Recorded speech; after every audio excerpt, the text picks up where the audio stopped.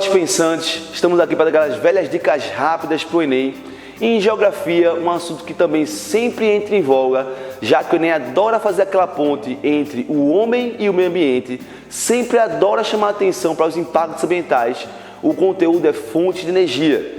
E a gente sabe que fonte de energia, leva em consideração vários questionamentos, tanto a questão econômica, quanto a questão ambiental, quanto a questão social, certo? A gente sabe que para avaliar o consumo de energia em um país, a gente utiliza a matriz energética. Não esquece disso. Matriz energética é o conjunto de fontes de energia utilizadas em um país, todas as fontes de energia. Eu vou avaliar os 4 setores, certo, econômicos, para a gente saber como é que é o consumo de energia nesse país. O primeiro setor é o setor agrário, o segundo setor é o setor industrial e o terceiro setor seria o setor de serviços. E dentro do setor de serviços a gente teria, por exemplo, os transportes. Mas como os transportes consomem uma grande parcela dessa quantidade de energia, a gente usa ele separado. Então é o primeiro setor, segundo setor, terceiro setor e o setor de transportes. Então a matriz energética ela é avaliada para saber o equilíbrio energético de um país, para saber se, por exemplo, ela tem uma estabilidade de produção de energia. O equilíbrio da matriz energética ela é dada em um equilíbrio de consumo de energias renováveis e energias não renováveis. Não esquece isso. Energias renováveis são aquelas que têm um período mais curto de renovação na natureza, que o consumo da gente não interfere nessa renovação. Já as fontes de energias não renováveis são aquelas que demoram tanto para renovar na natureza que o nosso consumo acelerado provavelmente vai causar a extinção desse tipo de fonte de energia antes que ela consiga se renovar. Então, o Brasil tem destaque nesse equilíbrio, pois o Brasil possui a matriz energética mais equilibrada do mundo, certo? Nossa matriz energética hoje consome mais ou menos 40% de energia não renovável e 58% e pouquinho de energia renovável. Isso principalmente porque a principal fonte de produção de energia elétrica no Brasil são as hidroelétricas, certo? E também porque o maior consumo de energias não renováveis são os transportes. Vou dar um exemplo.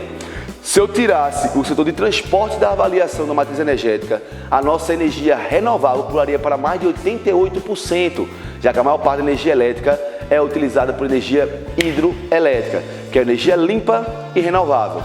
Para você ter noção de como é importante essa avaliação da matriz energética, pense o seguinte: os países desenvolvidos que tiveram sua industrialização antiga, baseada na primeira e na segunda revolução industrial. Primeira revolução industrial, qual é a fonte de energia mais consumida? Carvão. Na segunda revolução industrial, qual é a fonte mais consumida? Petróleo. Energias alternativas só surgem a partir da terceira revolução industrial.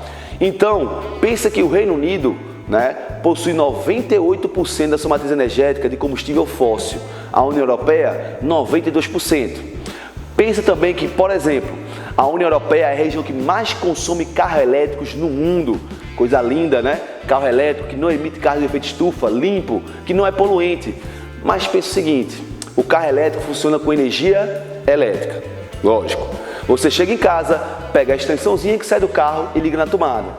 Só que a produção de energia elétrica, por exemplo, na Inglaterra, como eu falei, de 92% a 98% vem de combustível fóssil, principalmente o carvão. Quanto mais carro elétrico eu compro, mais carvão eu queimo.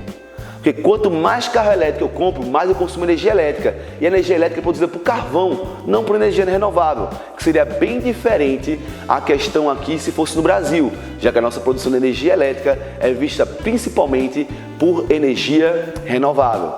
Então, galera, pense o seguinte: isso serve para avaliar a estrutura energética do país. Porque se um país depende apenas de um conjunto de fontes de energia, como por exemplo o petróleo, se o petróleo entra em crise, o país vai junto, como está acontecendo atualmente com a Venezuela, certo? Que baseou sua economia principalmente na exportação e na produção de petróleo, e agora como o petróleo está caindo de preço, a Venezuela está entrando em crise.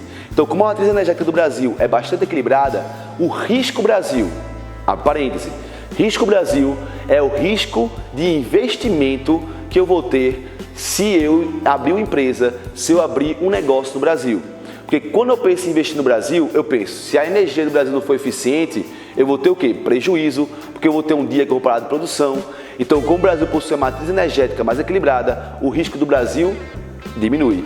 O risco de investimento no Brasil diminui. Então o Brasil é um exemplo a ser seguido no mundo por nossa diversificação na matriz energética. Então não esquece isso. Beleza, fera? E até a próxima.